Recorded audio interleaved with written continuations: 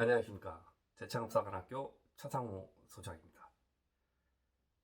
글을 쓰시는 일을 하시거나 모든 인터넷상에서는 영상 콘텐츠도 있지만 글로 만든 또 콘텐츠도 있고 자기 자필서나 아니면 책을 출판하시는 분들도 되게 많이 있을 거라고 생각을 합니다. 글을 샘물처럼 샘 솟는다고 하면 상관이 없겠지만 어느 순간에 글이 막히는 경우가 있을 겁니다. 새로운 글을 쓰거나 내가 원하는 글을 쓸 때 아니면 컨텐츠를 만들기 위해서는 글을 써서 만드는 것이 먼저 만들어 놓는 것이 중요한데요. 오늘의 주제는 글쓰기가 막막할 때 보시면 좋은 영상일 것 같아 촬영을 해보겠습니다. 어떤 글을 쓰느냐에 따라서 기법이나 어떤 식으로 써야지 훨씬 더 흡입력 있게 만드는 것은 당연한 이치라고 볼 수 있습니다.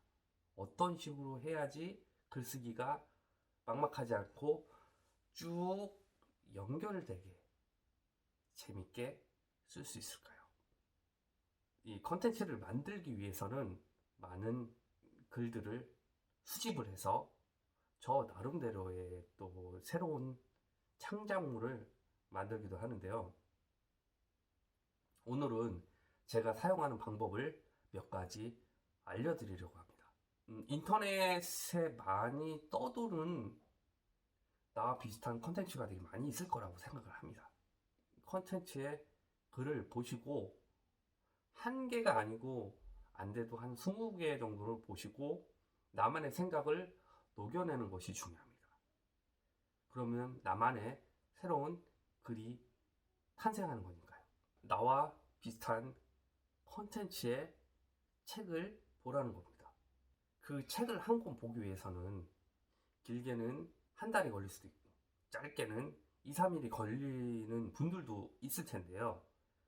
그런 식으로 해서는 내 컨텐츠를 내가 글을 쓰기가 참 어려울 거라고 생각을 합니다. 그럼 어떤 방법을 쓰면 좋을까요? 책 제목과 부제목을 엑셀 파일이나 한글 문서로 만드는 겁니다. 한 권이 아니고 기본 100권 정도를 수집을 해서 그에 맞게 그 컨텐츠에 맞게 부제목, 제목을 짜집기 식으로 하시다 보면 새로운 글이 또 탄생하게 되어 있습니다. 많은 영상이나 많은 글들을 보면 비슷한데 자기만의 생각이 들어가면 새로운 글이 될 수 있다는 거죠. 처음부터 글쓰기가 쉬운 사람은 없습니다. 글을 많이 써보시고 나의 생각을 녹여내다 보면 정말 훌륭한 글이 탄생하게 될 것이고 그런 글이 새로운 또 콘텐츠가 될 수도 있다는 겁니다. 내 주위에서 일어날 수 있는 일을 글로 녹여내라는 겁니다. 허황된 것을 글로 쓴다고 해도 그게 정말 일어나지 않는 이상 사람들이 쉽게 접근하기는 어려울 거라고 생각을 합니다. 제가 얘기한 두 가지만 하셔도 글쓰기가 조금 더 수월해질 것이고 그만큼 노력을 해야 된다는 겁니다. 녹여내는 것도 많은 지식이 있어야지만 글의 풍미도 생기는 것이고 맛도 생기는 겁니다.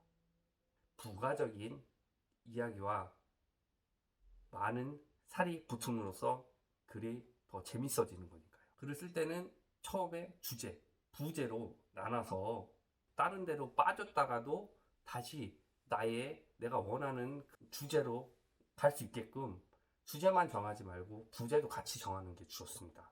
아까 얘기한 것처럼 인터넷에서 비슷한 글과 책을 많이 제목과 부제목을 많이 수집을 해서 그에 맞춰서 녹이는 대신에 나도 마찬가지로 제목과 부제목을 같이 정하는 게 중요하다고 할 수 있습니다.